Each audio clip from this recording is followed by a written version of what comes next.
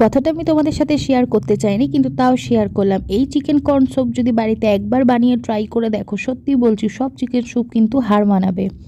এর এতটাই টেস্ট। প্রথমেই দেখো চিকেনটাকে সিদ্ধ করে নিলাম, হালকা একটু বাটার দিয়ে দিলাম, তেজপাতা দিয়ে চিকেনটাকে দিয়ে দিলাম, আদা রসুনের পেস্ট, নুন দিয়ে ভালো করে সিদ্ধ করে নিলাম। অন্যদিকে ডিমটাও ফেটিয়ে নিলাম।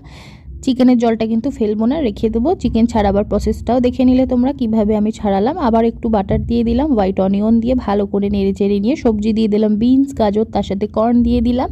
এইবার আমি দিয়ে দেবো চিকেনগুলো, দিয়ে আবারও ভালো করে নেড়ে চেড়ে নিয়ে চিকেন স্টক বা চিকেনের সিদ্ধ করা জলটাকে আমি দিয়ে দিলাম। তার উপর থেকে দিয়ে দিলাম গোলমরিচের গুঁড়ো, তারপর দিয়ে দিলাম টমেটো সস, নুন দিয়ে ভালো করে আরেকবার নেড়ে নিয়ে ফুটে আসলে আমি কর্নফ্লাওয়ার দিয়ে দেবো। কর্নফ্লাওয়ার দিয়ে আবারও কিছুক্ষণ ভালো করে নেড়ে এইভাবে ডিমটাকে দিয়ে নাড়তে হবে। তারপরে উপর থেকে কিছু পেঁয়াজ পাতা ছড়িয়ে দেবো, সার্ভ করার সময়ও ছড়িয়ে দেবো, দিয়ে সাজিয়ে নিলেই ব্যাস তৈরি হয়ে যাবে। ভিডিওটা ভালো লাগলে অবশ্যই লাইক করে দিও।